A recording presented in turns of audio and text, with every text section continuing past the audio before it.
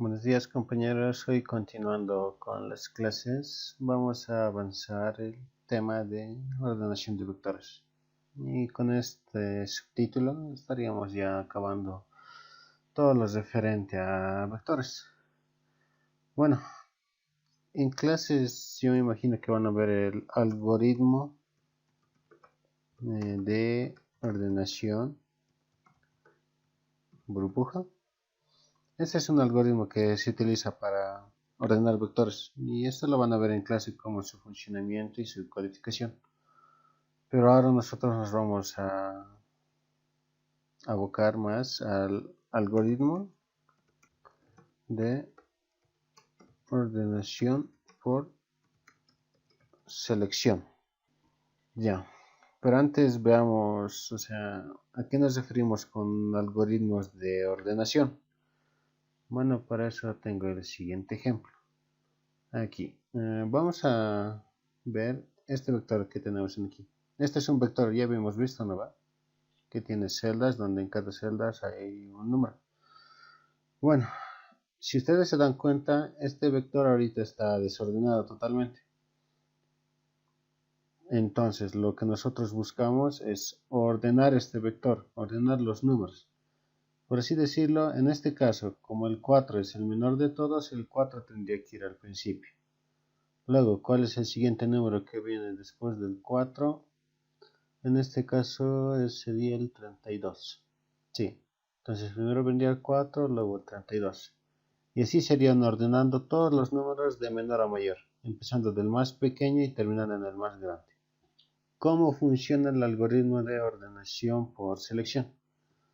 Para eso vamos a ver un ejemplo con estos datos que tenemos aquí.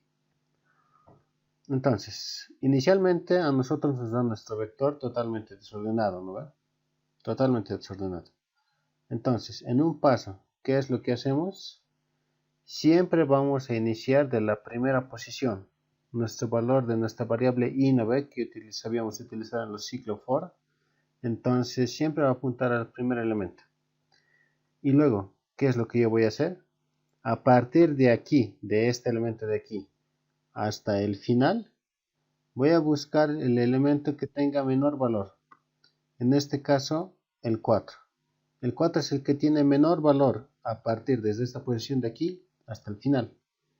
Entonces, ¿qué es lo que yo voy a hacer? Voy a llevar este 4 aquí al principio, en lugar del 87. Y el 87 lo voy a traer a donde estaba este 4 de aquí. Es decir, ¿qué va a pasar eso? Se van a intercambiar sus posiciones, por así decirlo. Eso es lo que se hace cuando nosotros estamos en la primera posición. Entonces, una vez que nosotros ya hayamos hecho el intercambio, ¿qué es lo que tenemos que hacer? Tenemos que movernos con el valor de i a la siguiente posición. Entonces, ahora i está aquí. Y ahora buscamos el menor valor que se encuentra a partir de esta posición i hasta el final del vector. Y nosotros vemos que justo esa posición o justo ese valor es el valor de 16. Entonces, ¿qué hacemos? Intercambiamos. El 16 se viene aquí adelante y el 40 se va a venir a esta posición de aquí. Así. Y listo. Una vez que ya hemos hecho el intercambio, ¿qué es lo que hacemos? Nos movemos a la siguiente posición del vector. La siguiente posición del vector sería esta de aquí, donde está el 40 ahorita. Y se realiza el mismo proceso. Se busca el menor de todo el vector a partir de aquí, de esta posición de i para adelante. No para atrás, lo de atrás ya no tenemos que tomar en cuenta. Solamente a partir de i para adelante, hasta el final. Buscamos el menor e intercambiamos. Y así es como va a transcurrir el algoritmo. Para cuando i vale 3, para cuando i vale 4, para cuando i vale 5, para cuando i vale 6, para cuando i vale 7, para cuando i vale 8, 9, 10, 11, 12, 13,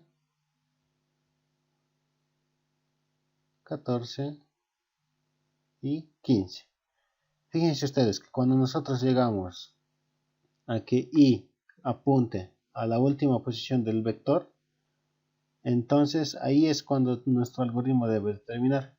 ¿Por qué? Porque solamente vamos a tener que ordenar un solo valorcito, pero un solo elemento de por sí ya está ordenado. Es decir, que nuestra condición de finalización es hasta que el valor de i llegue a la última casilla. Si el valor de i llega a la última casilla, entonces ahí debe de terminar nuestro algoritmo. Y bueno, es así como funciona.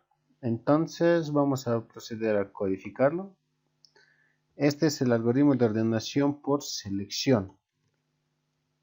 ¿Qué tenemos escrito aquí? El algoritmo de ordenación burbuja lo van a ver en clases, o si no ustedes mismos los pueden investigar. Pero el que vamos a codificar ahorita sería el de ordenación por selección. Entonces, ¿qué es lo que vamos a hacer primero? Obviamente tenemos que leer el valor de n, que es el tamaño del vector.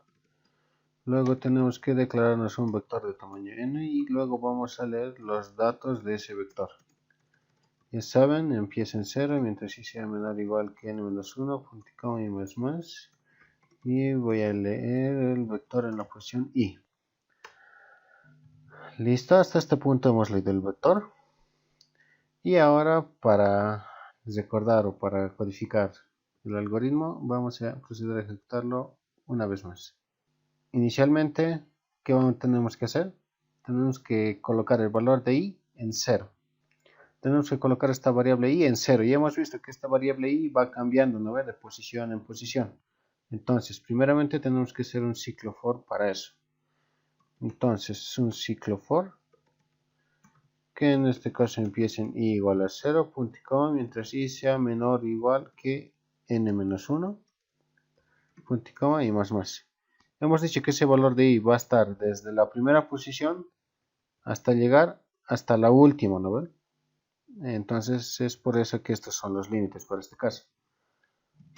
Bueno, luego de que hayamos definido la variable i, ¿qué es lo que hacíamos?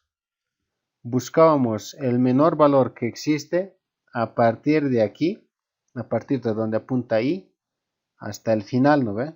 Buscamos el menor valor. En este caso es el 0, ¿no ve? Claro, eso nosotros lo vemos visualmente. Pero nosotros tenemos que guardar la posición donde se encuentra este valor, la posición, para luego poder hacer este intercambio. Entonces, ¿qué es lo que vamos a hacer? Pues vamos a definir dos variables. Inicialmente voy a definir una variable que va a ser mini, de mínimo, que va a ser igual al vector en la posición i. Inicialmente yo voy a decir que mi valor mínimo es el valor al que apunta i, que en este caso sería 94. Voy a suponer eso. Luego, voy a declarar otra variable post que va a ser igual a i. Esta mi variable post lo que me dice es a dónde o en qué posición se encuentra el menor valor en mi vector a partir de esta posición de aquí. Por ejemplo, en este caso, yo sé que el menor valor se encuentra aquí, pero ¿qué índice es esto? Si tomamos en cuenta que este es el índice 0, 1, 2, 3, 4, 5, 6, 7, 8, 9, 10, 11. Entonces nuestro menor valor se encontraría en el índice 11 y el valor de post almacenaría el valor de 11. Y este mini almacenaría el valor de 3, que es el menor valor. Entonces, ¿qué es lo que yo hago? A partir de aquí voy a recorrer todo el vector hasta la última casilla. Entonces voy a declararme otro ciclo for, pero en este caso que va a iterar una variable j que va a empezar en i, mientras j sea menor o igual que n-1, recordemos que n-1 es el tamaño del vector, y más. Bueno, en este caso no es i más, es j más. ¿Por qué? Porque estamos incrementando la variable j. La variable j es la que va a buscar el menor valor de todo el vector a partir de aquí. Casilla por casilla va a ir verificando. Eso es lo que va a ser la variable j. Y si usted se fija, la variable i permanece en esa posición. Mientras que la variable j va a empezar en esa posición y va a ir recorriendo todo el vector. Pero la variable i para este ciclo no va a cambiar en una iteración. Entonces lo que vamos a hacer es lo siguiente. Si mi vector en la posición j es mayor mejor dicho, es menor que el mínimo que tenía actualmente, entonces el mínimo tiene que ser igual a ¿qué? Al vector en la posición J. ¿Qué más tenemos que hacer? Obviamente tenemos que decir que la posición se encuentra ahora en la posición J, digo en el valor J. Con esto, ¿qué estamos preguntando? Que si nosotros encontramos algún valor que sea más pequeño que nuestro valor mínimo, entonces significa que nuestro mínimo sería igual a ese valor que hemos encontrado. Y el mínimo actual se encuentra en la posición J. Listo, nada más. Ahora, ¿qué es lo que tenemos que hacer? Imagínense que ustedes que Y está aquí y POS apunta a esta posición de aquí. Entonces, ¿cómo intercambiamos los valores? Tenemos que hacer este intercambio, ¿no ve? Entonces, ¿qué vamos a hacer? Vamos a decir que mi vector en la posición Y, porque recuerden que donde yo tengo que intercambiar es la posición Y, ¿no ve? Ahí tengo que traer. Eso va a ser igual a mi vector en la posición POS.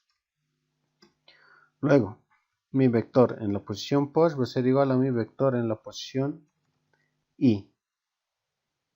Podríamos hacer eso, ¿no? Fíjense por lo siguiente. Encontramos los valores. ¿Qué es lo que yo voy a decir? Que mi vector en la posición Y sea igual a mi vector en la posición POS. No, que está aquí. Entonces el 4 se va a venir aquí adelante. Y luego voy a decir que mi vector en la posición POS se vaya hacia donde estaba la... Mejor dicho, voy a decir que mi vector en la posición Y se vaya a la posición POS. Que el valor que yo tenía aquí se vaya aquí. Pero fíjense, una vez que yo hago esta instrucción de aquí, mi valor de 4 se guarda aquí. Es como que decir que los reemplazara este valor de 88. Aquí había 4 y aquí también habría 4. Pero entonces, ¿cómo yo puedo mandar este valor de 88 a esta posición de aquí si ya lo he reemplazado? Porque si recordamos ahorita mi vector en la posición Y, luego de hacer la instrucción de arriba, queda en 4. Entonces estaría diciendo que mi vector en la posición POS sea igual a 4. Mi vector en la posición POS sea igual a 4. Lo cual ha hecho que nosotros perdamos el valor de 88. Entonces ahí hay un error. ¿Cómo solucionamos ese error? Bueno, de la forma tal vez más simple. Voy a declarar una variable temporal. ¿Qué es lo que va a guardar? Mi valor de POS. Voy a hacer esto. Imagínense, ahorita yo estoy guardando en temp el valor de POS. Aquí me estoy guardando en una variable temporal el valor de 4. Ahora, ¿qué es lo que yo le digo? Que en la posición POS yo voy a copiar el valor que se encuentra en Y. O sea, que este valor que se encuentra en Y va a pasar a este valor de aquí. Entonces, este 4 ya no sería 4, sino sería 88. Hasta ahí estamos bien. Y luego, ¿qué es lo que tengo que hacer? Que mi vector en la posición Y tiene que ser igual a mi valor de 4 que está guardado en mi variable temporal, ¿no ve? Entonces, mi vector en la posición Y va a ser igual a mi variable temporal. Luego vamos a proceder a mostrar todo el vector. Entonces, como mostramos un vector, ya sabemos cómo. Listo. Hacemos correr. Y entonces vamos a hacer la prueba. Y fíjense, ¿qué es lo que ha pasado? Nuestro vector sigue desordenado. Entonces significa que hemos cometido un error. ¿Qué error habíamos podido cometer? Bueno, ese error se encuentra aquí. Veamos una vez más este algoritmo. Tenemos estas dos posiciones. ¿No ven? Entonces, una vez que ya encontramos eso, ¿cuándo tenemos que ejecutar el intercambio? Cuando ya hayamos encontrado el menor valor, ¿no ven? En ese momento es cuando nosotros ejecutamos el intercambio. Pero fíjense en aquí. Yo estoy recorriendo el vector y después de hacer la comparación ya estoy intercambiando. Y eso está mal. Lo que es correcto es que este intercambio se haga después de que el ciclo ha terminado. Así.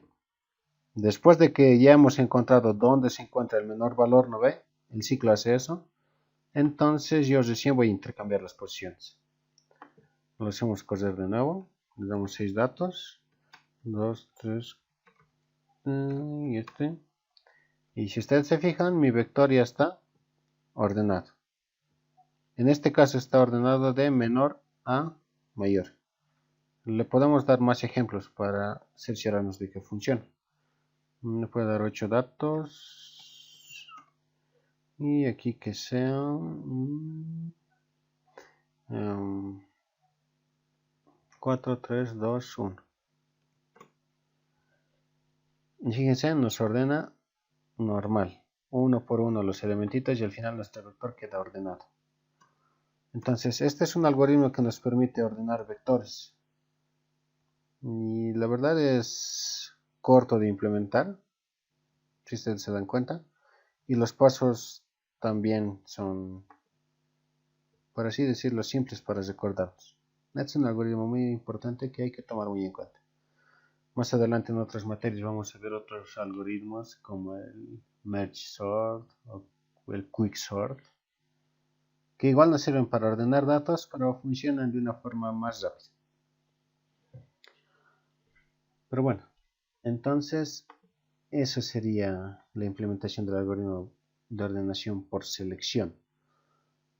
Ahora vamos a entrar al tema de matrices o arreglos bidimensionales. Recordemos, un vector era de la siguiente forma, ¿no ve? Ahora, una matriz, esta es la forma que tiene. Es como si fuera una tabla, donde a todo esto yo le voy a denominar columna. Columna 0, columna 1, columna 2 y columna 3. Y a esto de aquí yo le voy a denominar fila. Esa sería la fila 0, la fila 1 y la fila 2. Entonces, ¿qué es lo que decimos? Que una matriz tiene varias filas y tiene varias columnas.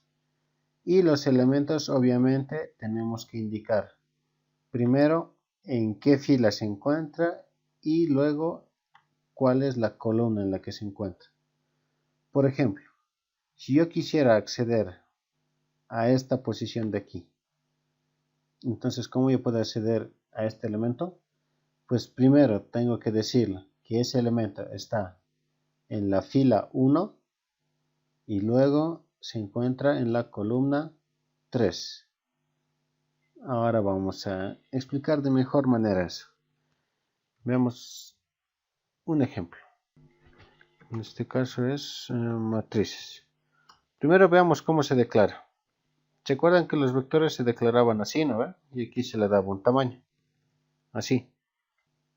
Pero para el caso de las matrices nosotros vamos a declararlas de la siguiente forma. Primero es el tipo de dato, como de costumbre. En este caso entero. Luego vamos a definir el nombre de nuestra variable. Ya lo puedo llamar mat1 si quieren, de matriz. Ya saben que este es un nombre de variable cualquiera. Luego escribimos corchetes y dentro de estas corchetes vamos a colocar la cantidad de filas que va a tener nuestra matriz. En este caso yo voy a implementar justo la matriz del libro. Esta de aquí. Fíjense ustedes. ¿Cuántas filas tiene? Tiene 1, tiene 2 y tiene 3 filas, que sería esta de aquí. Entonces, tengo 3 filas y ¿cuántas columnas? Tengo 1, 2, 3 y 4. 4 columnas. Entonces, primero yo le doy el número de filas entre corchetes, luego dentro de otros corchetes les doy el número de columnas. 4. Y eso lo vamos a anotar aquí. Este es el nombre de la variable en la declaración. Aquí es tipo de dato. Nombre de la variable, nombre var lo voy a poner. Y entre corchetes vamos a colocar el número de filas que va a tener nuestra matriz. Luego, seguido por otro corchetes, yo voy a poner el número de columnas de mi matriz y luego voy a terminar la declaración con un punticón. De esta es la forma en la que yo voy a declarar matrices. Entonces ya he declarado en este caso una matriz de esas dimensiones, que en este caso tiene 3 filas y 4 columnas. Ahora, ¿cómo yo leo o cómo puedo guardar datos en una matriz? Bueno, tengo que hacer, obviamente, como lo hacíamos con vectores, con ciclos. Entonces, mi variable iba a manejar las filas. Y fíjense, las filas van enumeradas desde 0 hasta ¿cuánto? Hasta la cantidad de filas menos 1, igualito que en vectores. En este caso eso sería 2 y más. Luego voy a manejar las columnas. Entonces, para un int que empiece en j igual a 0, punto y coma, mientras j sea menor o igual a ¿qué? A la cantidad de columnas que tenemos menos 1, que en este caso sería 3. J más. Y luego voy a leer una casilla de mi matriz. Mi matriz en este caso se llama mat1. Y quiero leer la casilla que se encuentra en la fila I y en la columna J. Luego, posteriormente, yo voy a proceder a imprimir la matriz. Entonces, para imprimir la matriz es de la misma forma en que la hemos leído. Solamente que aquí le metemos un quote. Aquí un espacio en blanco y luego un salto de línea para que se vea como si fuera una matriz. Entonces, basándonos en el ejemplo del libro, lo vamos a ejecutar y le damos. Vamos a ingresar la matriz de la misma forma en la que se encuentra en el dibujo. Primero la primera fila, que sería el 25, seguido de un espacio, el 10, otro espacio, el 15 y otro espacio, el 32. Esa es la primera fila. La segunda fila es 52, 10, 4 y 18. Y por último, la tercera fila es 18, 22, 3 y 9. Y luego, ¿qué es lo que me muestra? Me muestra, si ustedes se dan cuenta, la misma matriz que yo he insertado. Exactamente la misma. ¿Qué significa? Que yo he guardado bien los datos en las posiciones que corresponden. Eso es lo que significa. Ahora, habíamos dicho, ¿qué pasa si yo quiero modificar el valor que se encuentran aquí? En lugar del 4, en lugar de este 4, mejor dicho, de este 4, yo quiero ponerle un menos 1. Entonces, ¿qué es lo que tengo que hacer? Tengo que acceder a esta casilla. ¿Cómo accedo a esta casilla? Primero tengo que decirle en qué fila estoy y luego en qué columna. En este caso estoy en la fila 1 y en la columna 2. Entonces voy a decir lo siguiente. Luego de leer mi matriz 1. ¿En qué fila? Fila 1 y columna 2. Que sea igual a ¿cuánto? A menos 1. Ojo que esto lo estoy haciendo después de leer los datos de mi vector. Una vez que leo los datos voy a reemplazar el valor que se encuentra en esta casilla por menos 1 y luego voy a volver a mostrar. Entonces ejecutamos de nuevo, pero antes yo voy a copiarme esta entrada. Hacemos correr, pegamos y fíjense, el valor de 4 que estaba aquí, ahora ¿cuánto vale? Vale menos 1. Recordemos que esta es nuestra matriz inicial y esta es la matriz que estamos mostrando en el programa. Entonces solamente esa posición se ha cambiado a menos 1. Ok, entonces ya sabemos cómo acceder a una posición cualquiera de nuestra matriz. Entonces, si yo digo que voy a modificar en mi matriz 1 en la posición 0 y columna 3 y le voy a decir que sea igual a menos 100, ¿dónde sería esta posición?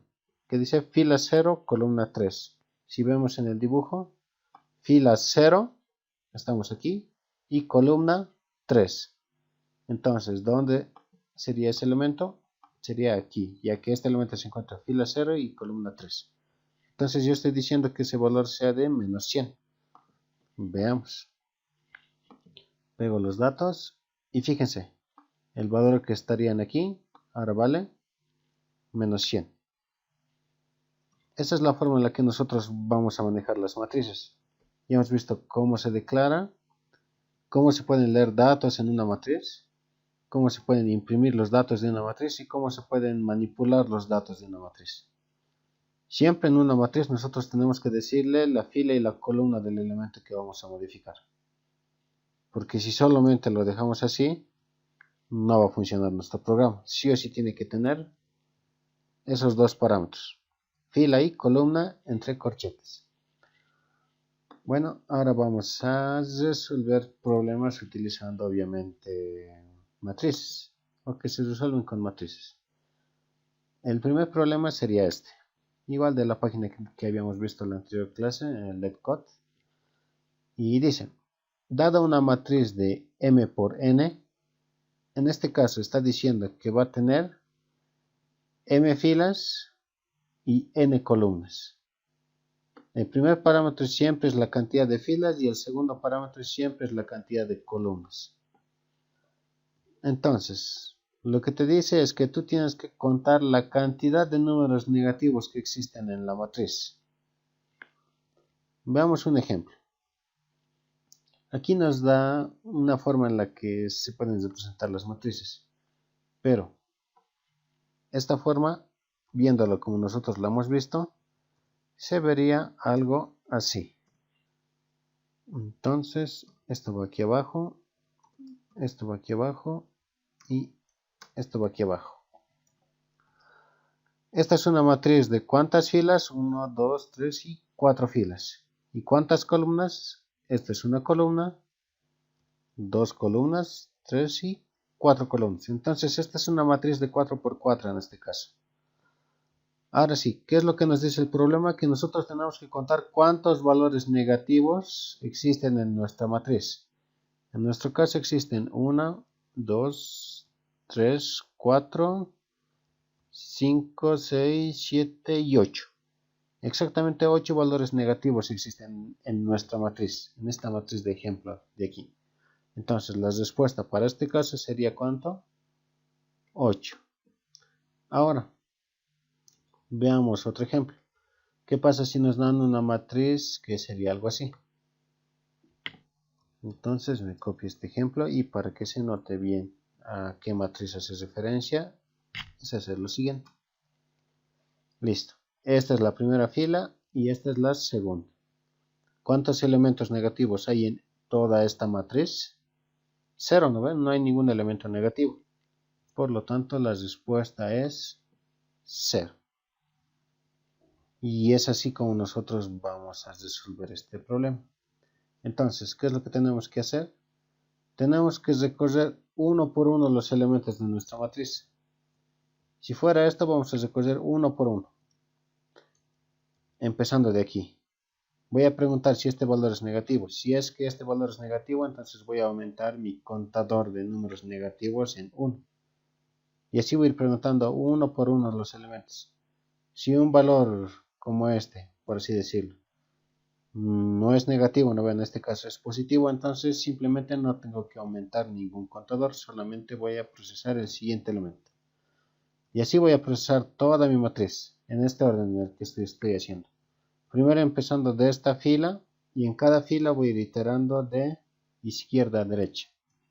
Aquí de la misma forma. Segunda fila de izquierda a derecha. Y todas las filas voy a ir procesando, una por una. No voy a saltar ninguna fila. Entonces, ¿cómo yo puedo hacer eso? Vamos a modificar este programa para que nos reciba una matriz de m filas y n columnas. Entonces, m filas, ¿qué es lo que tengo que hacer? Pero antes tengo que leer los valores. Ya tengo los dos valores, las dos variables en este caso, la cantidad de filas y la cantidad de columnas. Entonces, yo me tengo que declarar una matriz con estos datos. Cantidad de filas m, cantidad de columnas n, para este caso. Luego, obviamente, yo tengo que leer la matriz. Entonces, habíamos visto que esta variable i controla las filas. ¿Cuántas filas hay? Hay m filas. Entonces, este ciclo va a ir desde 0 hasta m-1. Luego, ¿cuántas columnas hay? Hay n. El ciclo va a ir entonces desde 0 hasta n-1. Y luego, con esta instrucción de aquí, lo que le estoy diciendo es que lea esa posición de mi matriz. Y nada más. Una vez que yo ya he leído toda la matriz, tengo que contar cuántos números negativos existen. Para eso yo lo que voy a hacer va a ser declarar una variable que va a ser cnt igual a 0. Esta variable va a incrementarse cada vez que yo encuentre un número negativo en mi matriz. Entonces, de esta forma, con estos dos ciclos, nosotros ya estamos recorriendo toda la matriz, de arriba hacia abajo, y cada fila estamos recorriendo de izquierda a derecha. Por eso va desde 0 hasta n-1. Luego voy a preguntar si mi matriz en esa posición IJ es menor que 0, significa que es negativo. Por lo tanto, voy a incrementar mi contador en 1. Y luego, no tengo que hacer nada más, si ustedes se dan cuenta. Este ciclo solamente se va a cumplir para los números negativos. Entonces, luego de que se haya terminado de procesar toda la matriz, o se haya terminado de recorrer toda la matriz, tengo que imprimir cuántos de esos números negativos hay. Es decir, que tengo que imprimir qué valor tiene el contador.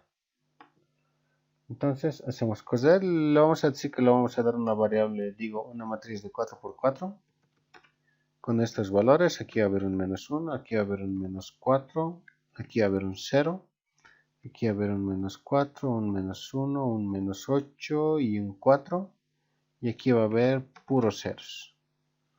Fíjense, le he dado 1, 2, 3, 4 filas. ¿Y cuántas columnas? 1, 2, 3, 4 columnas. Entonces, ¿cuántos negativos hay? 5. Aquí tenemos 3, aquí está el cuarto y aquí está el quinto. Y listo. Entonces, esa es la forma en la que resolveríamos este problema. Recorremos toda la matriz, empezando desde la fila 0 y terminando en la fila m-1. Y por cada fila yo voy a recorrer esa fila desde 0 hasta n-1. Entonces, lo único que se hace es mostrar cuántos de esos números negativos hay. Ahora vamos a pasar a resolver el siguiente problema. Ahora vamos a pasar a resolver este problema, que ya tal vez aumenta la dificultad un poco, pero lo vamos a resolver de una forma que se pueda entender mejor. Entonces nos va a dar una matriz de m por n de números distintos. Y dice que tenemos que retornar todos los números de la suerte que existen en la matriz en cualquier orden. Y aquí nos dice que un número de la suerte es un valor de la matriz tal que ese valor es el mínimo valor de su fila y al mismo tiempo es el máximo valor en toda su columna. Ese es un número de la suerte. Entonces veamos, aquí vamos a ver con este ejemplo. Ya. Ahora vamos a verificar, ¿será este número un número de la suerte? Dice que un número es de la suerte si es el menor elemento de toda su fila. Está bien, es el menor elemento de toda la fila. Pero al mismo tiempo es el mayor elemento de toda su columna. En este caso su columna está formada por 3, por 6 y por 15. Ahora vemos que obviamente este elemento de aquí, el 3, no es el mayor elemento de toda su columna. El mayor elemento es el 15. Por lo tanto, a pesar de que se cumple la primera condición, no cumple la segunda. Entonces, este número no es de la suerte. Veamos con este. ¿Este número es el menor elemento de toda su fila? No. El menor es 3. Por lo tanto, este número tampoco es de la suerte y podemos ver que este 8 tampoco va a ser. Veamos aquí. ¿Es el menor elemento de toda su fila? Sí. ¿A ver? Es el menor elemento de toda su fila. Ahora, el 9 sería el mayor elemento de toda su columna. No, el mayor elemento es el 15. Por lo tanto, el 9 no es un número de la suerte. el 11 tampoco porque no cumple la condición de las filas, el 13 tampoco. Veamos con el 15. ¿Menor elemento de toda la fila? Sí. ¿Mayor elemento de toda su columna? También.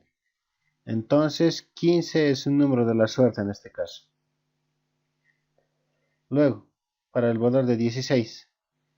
Sabemos que no va a cumplir porque ni siquiera cumple la condición de las filas, ¿no ve? Y para el 17 igual. Entonces, el único valor de la suerte para esta matriz es el valor de 15. Comparando con las respuestas que nos dicen, dice que sí. El único elemento es el 15. Es el único número de la suerte. Luego, para esta matriz de aquí nos dice que el mínimo elemento es el 12. Mejor dicho, que el único elemento es el 12. Sería este de aquí. Toda esta es su fila, ¿no ve? ¿Es el menor de toda su fila? Sí. ¿A qué columna pertenece? A la columna donde está el 2, el 7 y el 12. Entonces, entre 2, 7 y 12, el mayor es 12. Por lo tanto, cumple la definición de que sea el menor de su columna y el mayor de toda su fila. Por lo tanto, cumple la definición de que sea el menor de toda su fila y el mayor de toda su columna. Bueno, ¿cómo hacemos eso? Bueno, voy a dejar esta matriz aquí por un momento, porque la vamos a necesitar más adelante. Pero para que se pueda notar mejor, así. Ya, entonces, ¿qué es lo que voy a hacer? Voy a leer primero las dimensiones de la matriz. Declaro la matriz y leo los elementos de la matriz. Ya está. Ahora, fíjense, yo quiero saber de toda esta fila cuál es el menor valor. En este caso es el 3, ¿no ve? De toda esta fila, de la misma forma, quiero saber cuál es el menor valor, el 9. Y de esta otra fila, igual. Y todos esos valores menores los voy a guardar en un vector, que se va a llamar así, filas. ¿Qué tamaño va a tener nuestro vector? Este vector va a tener una casilla por cada fila de mi matriz. Es decir, que va a ser igual a la cantidad de filas de mi matriz.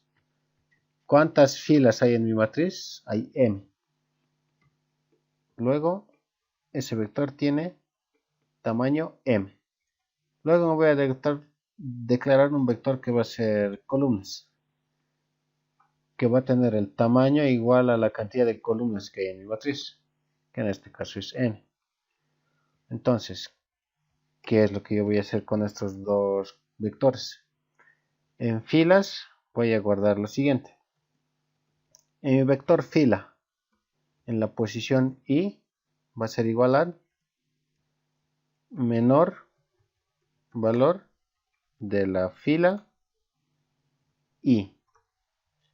Eso es lo que voy a guardar en mi vector en el índice i. El menor valor de la fila i. Y luego voy a guardar en el vector de columnas en la posición i el mayor valor de la columna i. Eso es lo que voy a guardar. Por ejemplo, para este caso de aquí, ¿qué valores tendrían mis vectores de fila y columna? Entonces, mi vector de fila sería algo así.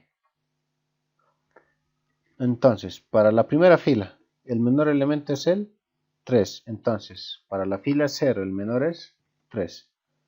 Para la siguiente fila, el menor es 9. Menor 9.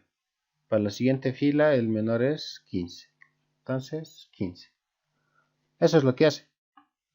Porque para una determinada posición, yo voy a calcular el menor valor al que corresponde para esa fila. En este caso, esta es la posición 0, 1. La posición 1 es esta en este caso. Entonces voy a calcular el menor valor de la fila 1, que sería esta de aquí. Entonces, de forma similar voy a calcular el mayor valor para las columnas. Entonces, para la primera columna que está formada por 3, 9 y 15, el mayor valor es ¿cuánto? 15. Para la siguiente columna el mayor valor es 16 y para la siguiente el mayor es 17. Entonces, para este caso de aquí, para estos datos, estos serían los contenidos de mis vectores fila y de mi vector columna. Bueno, ahora, ¿cómo calculo yo estos vectores? ¿Cómo hago el cálculo? Aquí lo único que estoy haciendo es la declaración. Entonces, para hacer el cálculo yo voy a hacer lo siguiente. Primero yo voy a calcular para el vector de filas. Entonces voy a recorrer mi matriz desde la fila 0 hasta qué fila, hasta la m-1. Luego voy a recorrer toda esa fila desde la casilla 0 mientras sea menor o igual a la cantidad de columnas menos 1. Entonces sabemos que hacer estos ciclos recorre toda mi matriz, ¿no ve? Empezando de la primera fila. Entonces, este mi ciclo de aquí, cuando i vale 0, va a recorrer todo esto. Entonces, a medida que vaya recorriendo toda esta fila, yo voy a guardar en ahí el menor valor. Para eso sería la siguiente. Entonces, inicialmente voy a declarar una variable auxiliar que va a ser mini, que va a ser igual a mi matriz 1 en la fila i, pero en la columna 0. Si i vale 0, si estoy en aquí, entonces mi valor de mini va a apuntar hacia el 3. Va a ser igual a 3, mejor dicho. ¿Qué pasa si la i vale 1? Entonces, fila 1, columna 0 es igual a 9. Yo voy a suponer que inicialmente mi menor valor es este de aquí, para esta fila de aquí. Y cuando yo esté procesando esta fila de aquí, voy a suponer que mi menor valor hasta este punto es 9. Entonces, ¿cómo buscamos el menor valor de toda una fila? Solamente es preguntar aquí. Si la matriz 1 en la posición I y J es menor que el mínimo, entonces sabemos que el mínimo es igual a ¿qué? A mi matriz 1 en la posición I y J. Y listo. Una vez que se termine de ejecutar este ciclo, en mi variable mini ya tengo el menor valor de toda esta fila. Entonces, luego de que se acabe el ciclo, tengo que decir que en mi vector fila se llama en este caso, en la posición i, porque estoy calculando para la fila i, va a ser igual a mínimo. Y de esta forma yo puedo llenar los valores de mi vector filas. Esa es la forma más fácil. Ahora vamos a hacer algo parecido para las columnas. Entonces yo voy a decir lo siguiente. For int i igual a 0, punto y coma. Mientras i sea menor o igual que m-1, punto y coma, y más. Luego voy a hacer otro ciclo que vaya desde 0 y sea menor o igual a n-1 y voy incrementándose de 1 en 1. Fíjense, hay una diferencia. En este caso este era n y este era m. Ahora sí hay una diferencia. Fíjense esto. N, ¿qué era lo que controlaba? Las columnas, ¿no ven? Entonces yo estoy diciendo que para cada columna, empezando desde la 0, para esta columna de aquí, yo voy a recorrer todas las filas. Algo así, es como si recorriera toda la columna empezando de arriba hacia abajo. Con el ciclo de aquí que tenemos, el recorrido se hace de esta forma. Pero con este ciclo de aquí, el recorrido se hace de esta forma. O sea, primero el 3, luego el 6, luego el 15, luego vas a recoger el 7, luego el 11 y luego el 16. Una vez que termine de recoger eso, vas a recoger el 8, el 13 y el 17. Entonces ya recorre por filas, como ya habíamos dicho, ¿no? Mejor dicho, ya recorre por columnas. Esto va a recorrer columna por columna. Este es el ciclo que recorre por filas. Entonces, al igual que en aquí, ya me voy a declarar una variable auxiliar, que va a ser int mini, que va a ser igual a ¿qué? A mi matriz. Ahora, hemos dicho que la variable i va a controlar ¿qué? Columnas. Por lo tanto, si yo estoy definiendo una variable que controle columnas, esa variable tiene que ir en el segundo corchete. Y luego aquí yo le voy a definir el valor de 0. ¿A qué lógica se aplica esto? Fíjense, si i vale 0, yo voy a decir que voy a ir a mi matriz que está en la fila 0 y columna 0. Este valor de aquí. Si i vale 1, voy a irme a mi matriz en la fila 0, sigo aquí, pero a la columna 1. Aquí, ¿lo ve? Estoy diciendo entonces que este valor de aquí voy a suponer que inicialmente es el menor valor de toda mi columna. Que en este caso sería esto. Luego, si mi valor de mi matriz 1, en este caso se llama mat1 la matriz. ¿Cuál es la variable que maneja las filas? En este caso es j. La variable que maneja las columnas en este caso es i. Entonces, si ese valor es menor que mi mínimo, entonces mi mínimo es igual a la matriz 1 en la posición j de i. Así. Y una vez que se termina de ejecutar todo este ciclo, ya tengo el mínimo valor de toda esa columna. Pero recordaremos que en este caso, para las columnas yo tengo que hallar el máximo. Entonces le voy a cambiar el nombre a esta mi variable. Y le voy a llamar maxi. Ustedes pueden llamarle como prefieran. Listo. Y voy a decir que luego de terminar el ciclo, mi columna, ¿en qué posición? I. Va a ser igual a ¿qué? A maxi. Listo. Y luego voy a mostrar los valores de mi vector fila y de mi vector columna. Entonces fila. Y voy a mostrar todos los elementos de mi vector fila. Mi cantidad de filas en este caso era m-1. Así. Y más. Code, filas, así se llama el vector.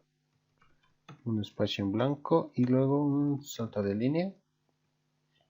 Y voy a hacer casi lo mismo pero para las columnas. Entonces mi vector de columnas, que se llama col en este caso, va a ir igual desde 0, pero en este caso hasta n-1. Y listo. Ahora le voy a dar estos mismos datos que yo tengo aquí, que son los del ejemplo, para que nosotros podamos verificar si funciona bien nuestro algoritmo. Listo. Esos son los datos. Lo que yo voy a hacer ahorita va a ser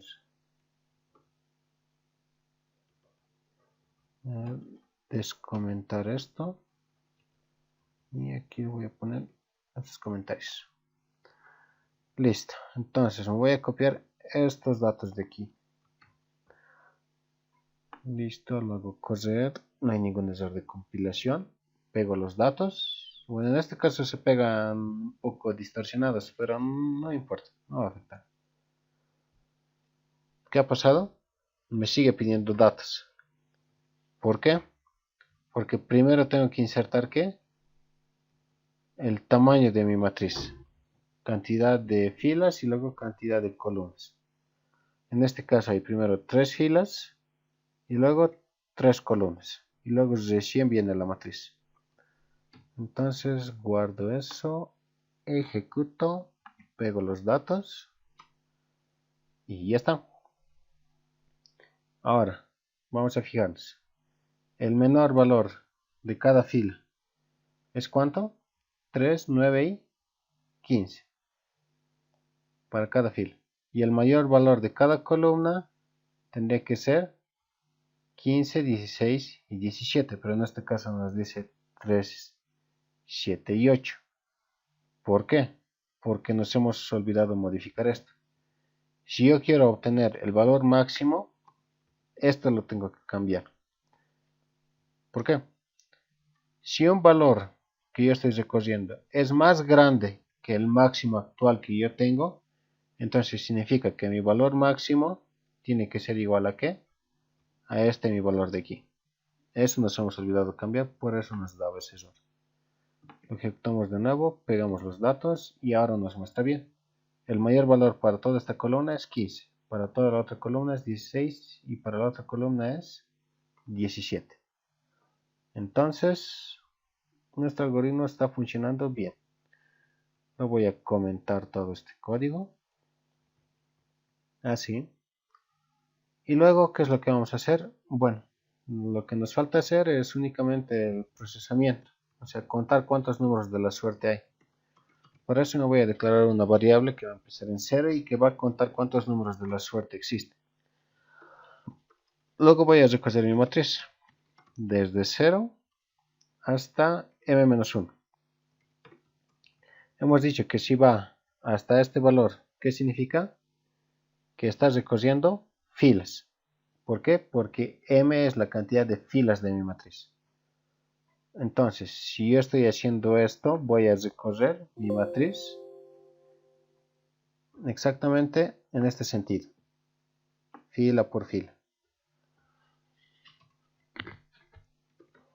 Luego, desde j igual a 0, punto y coma, mientras j sea menor que n-1, punto y coma, j más más. Y aquí va a ser lo interesante. Aquí yo voy a verificar si un número es de la suerte o no. Entonces sí, el valor que está en mi matriz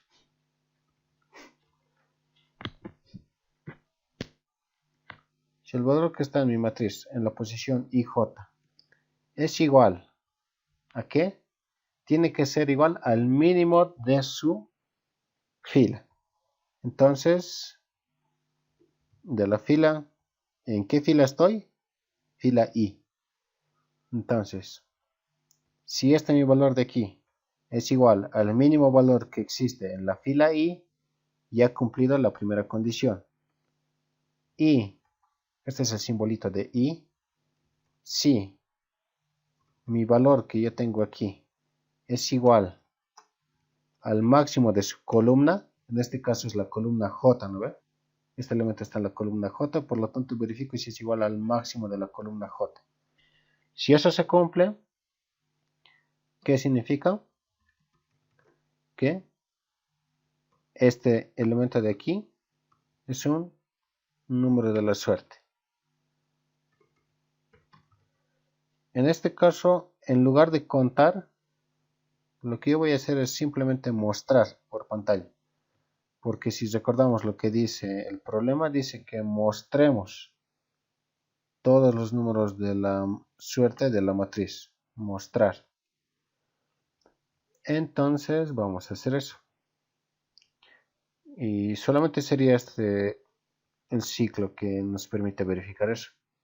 Solamente eso. Bueno, para verificar le vamos a dar estos datos. Aquí nosotros sabemos que el único número de la suerte es el 15. Entonces solo tendría que mostrar el 15. Aquí dice que hay un error en la línea 44. Fila no está declarado. Es que no es fila, es filas. Hay un error. Lo ejecuto. Pego los datos. Y me sale que el único valor de la suerte en este caso es el 15. Bueno, y eso ya lo habíamos verificado más antes. Así que este programa funciona bien. Vamos a probar con este caso de aquí, que nos dice que el único valor de la suerte es el 12. ¿Cuántas filas tenemos? 1, 2 y 3 filas. ¿Cuántas columnas? 1, 2, 3, 4. Porque hay 4 elementos en cada fila. Entonces, 4 columnas.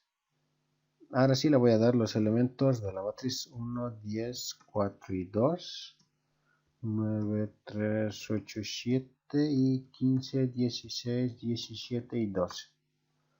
Y aquí me dice que el único elemento de la suerte es el 12, porque ese es el único elemento que me muestra. Y listo, esa sería la solución para este problema.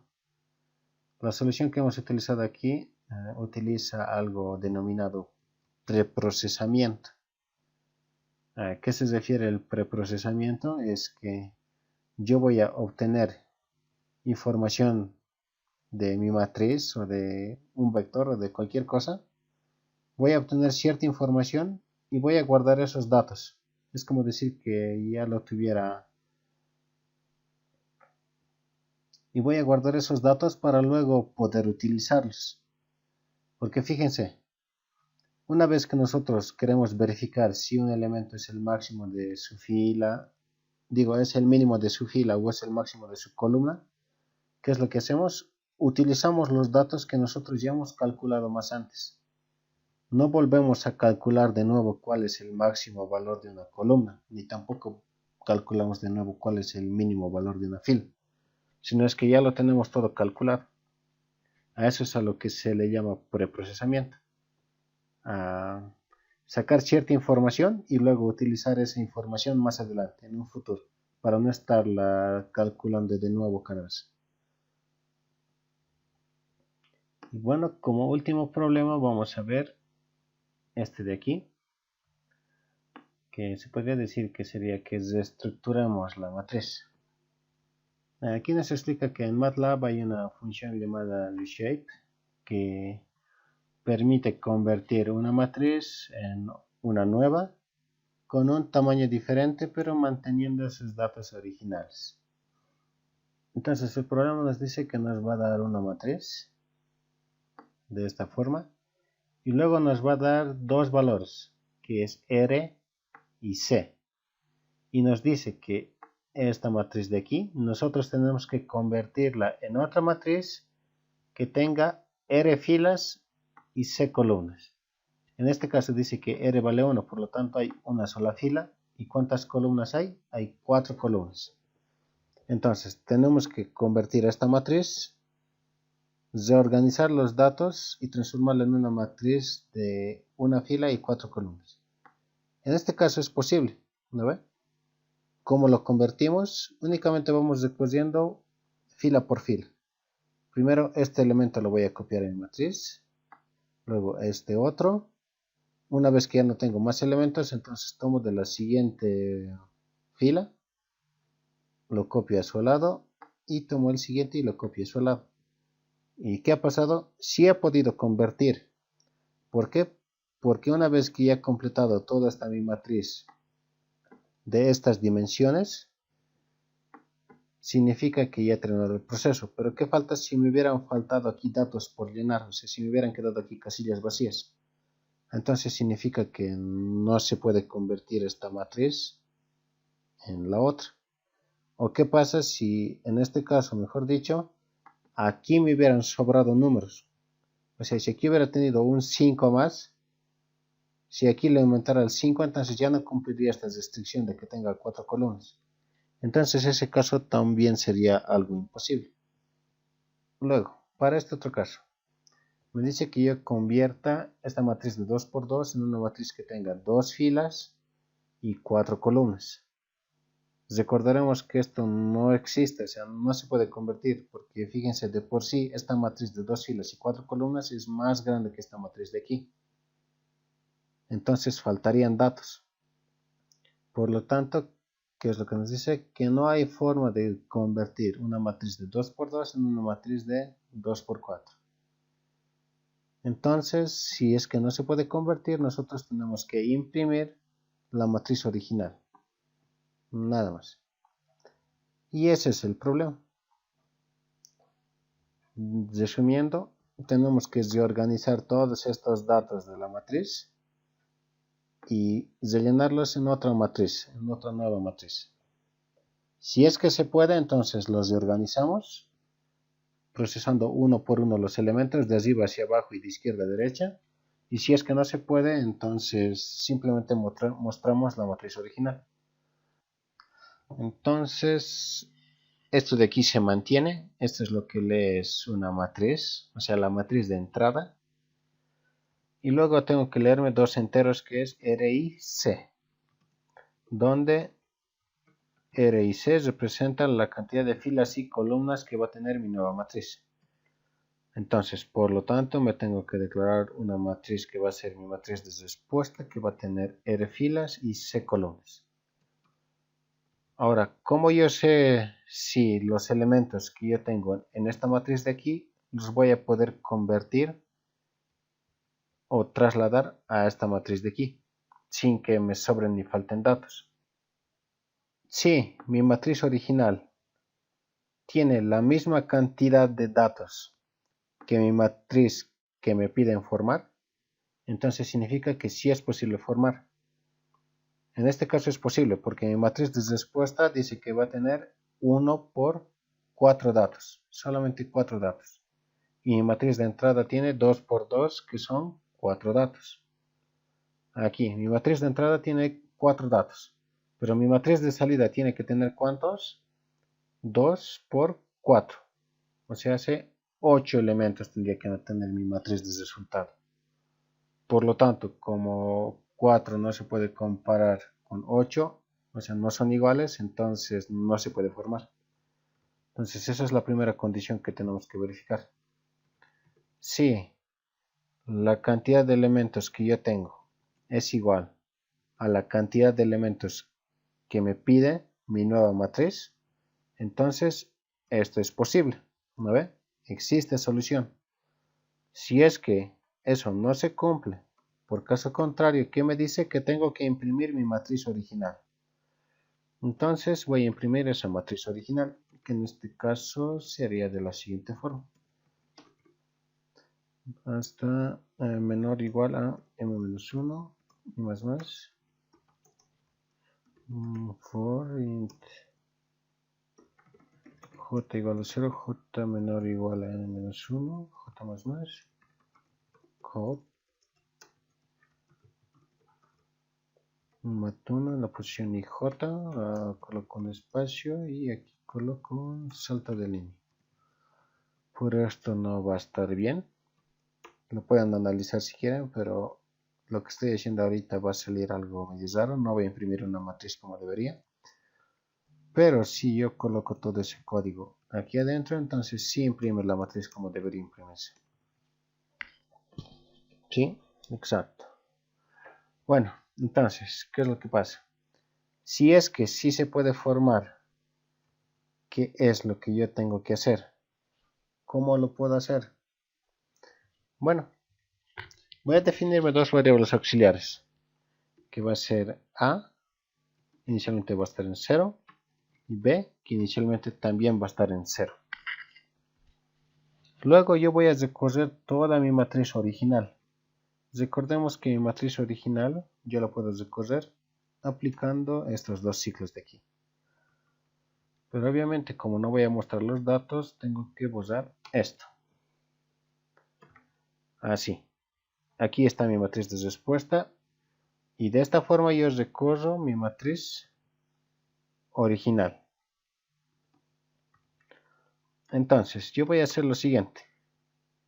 Voy a decir que ANS en la posición A y B va a ser igual a mi matriz en la posición I y J. Originalmente vamos a hacer eso. ¿Por qué? ¿O cuál es el objetivo? Les explico. Lo voy a explicar con este caso de aquí. Imagínense que yo voy a recorrer toda esta matriz. ¿No ve? Desde arriba hacia abajo. Entonces, ¿qué es lo que yo voy a hacer? El primer elemento sí o sí tiene que guardarse en ¿dónde? En la primera posición disponible de mi matriz de respuesta, ¿no ve? En este caso, en la fila 0 y columna 0. Entonces, como A y B valen 0, la primera vez, solo la primera vez, la matriz en la posición 0, 0 se va a guardar en mi matriz respuesta en la posición 0, 0. Luego, ¿qué es lo que pasa? Voy a recorrer y voy a procesar mi valor de aquí, ¿no ve? Por los ciclos. Entonces, este valor de aquí, ¿dónde lo tengo que guardar? Lo tengo que guardar en la siguiente posición disponible en mi matriz. Entonces, una vez que yo ya he guardado un dato, ¿qué es lo que pasa? Se va a guardar en la siguiente columna, si ustedes se dan cuenta. ¿No ve? Cuando yo guardo un dato en mi matriz o en cualquier lugar, siempre se va a guardar en una posición y mi siguiente posición disponible va a ser la que esté a su lado, ¿no? Porque estoy empezando a llenar de izquierda a derecha. Entonces voy a decir que la siguiente posición disponible va a ser una columna hacia la derecha. Solo voy a modificar esto. Pero, ¿qué pasa? Si B es igual a C. En este caso de aquí. En este caso, B va a empezar en aquí, ¿no ve? Cuando se guarde el 1, luego de que se guarde el 1, mejor dicho, B va a estar aquí. B va a valer 1. Luego de que se guarde el 2, B va a estar aquí. Y luego de que se guarde el valor de 4, una vez que se termine de guardar el valor de 4, B va a estar en la siguiente posición. Pero fíjense, en este caso, como solamente puedo tener 4 columnas, ¿qué es lo que pasa? Que no puedo guardar un dato extra más aquí. ¿Por qué? Porque ya he llenado mis 4 columnas.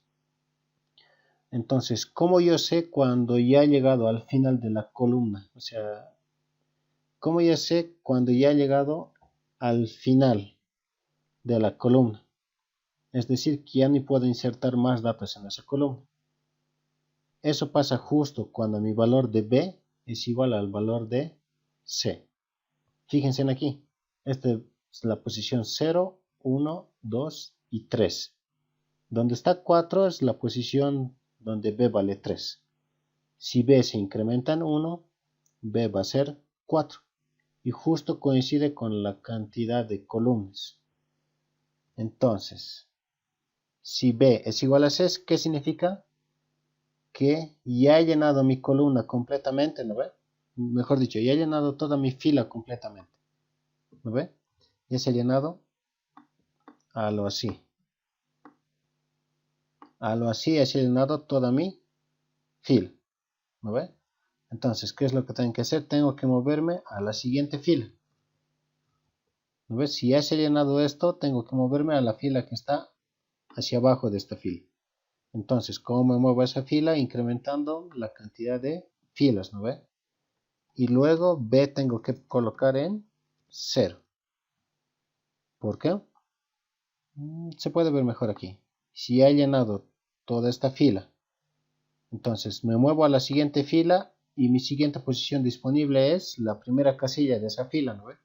Y la primera casilla de esa fila es cuando B vale 0, cuando la columna es 0. Entonces por eso es que a B le pongo 0. Y luego no tengo que hacer nada más. ¿Por qué? Porque este proceso hace lo demás solito, por así decirlo. El ciclo de aquí lo único que va a hacer es que recoger estos valores. Y con estas condiciones de aquí, con estas instrucciones, yo lo que estoy haciendo es justo que A y B se encuentren en la siguiente posición disponible a llenarse. Que sea una posición válida. Entonces, finalmente, tengo que mostrar mi matriz ANS. Que en este caso, el ciclo I recorre, ¿qué? Recorre filas. El ciclo J recorre columnas.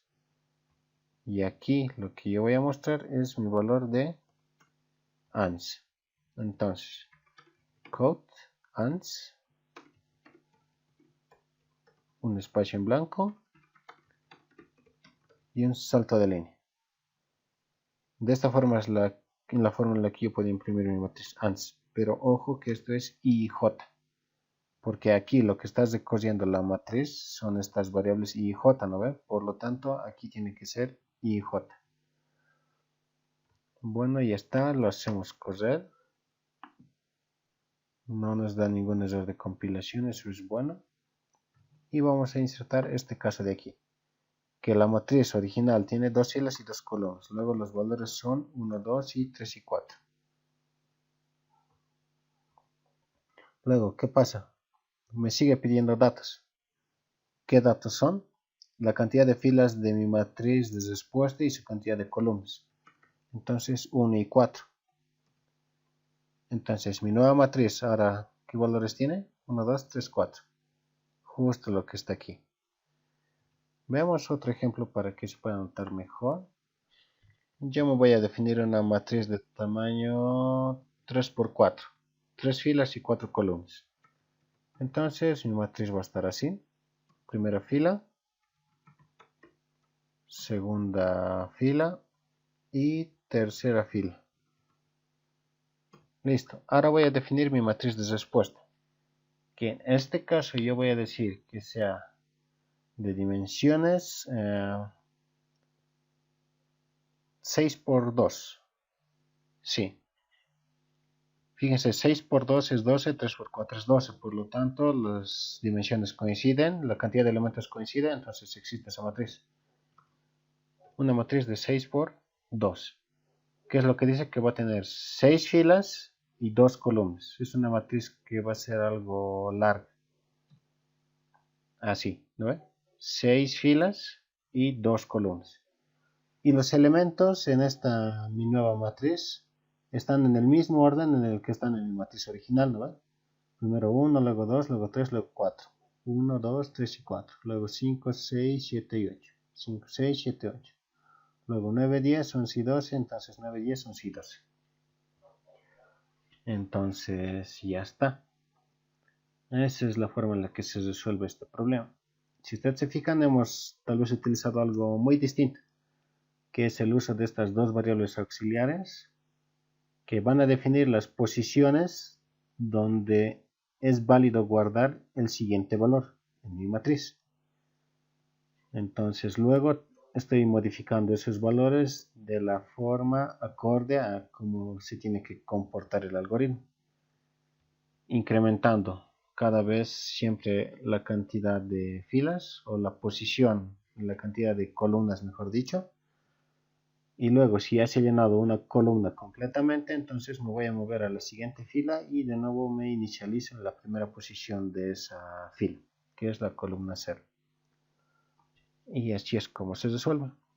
Este era un problema tal vez un poquito más difícil, pero fíjense, el código es cortito, no hay que complicarse mucho al implementar. Por eso antes de implementar es tal vez recomendable pensar bien cómo vamos a resolver el programa y tratar de verlo de la forma más simple que se pueda.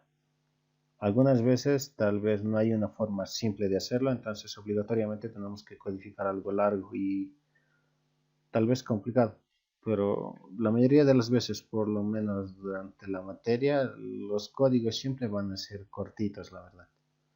Muy cortitos van a ser los códigos. Listo chicos, eso sería todo por hoy día. Nos vemos en la siguiente semana. Adiós.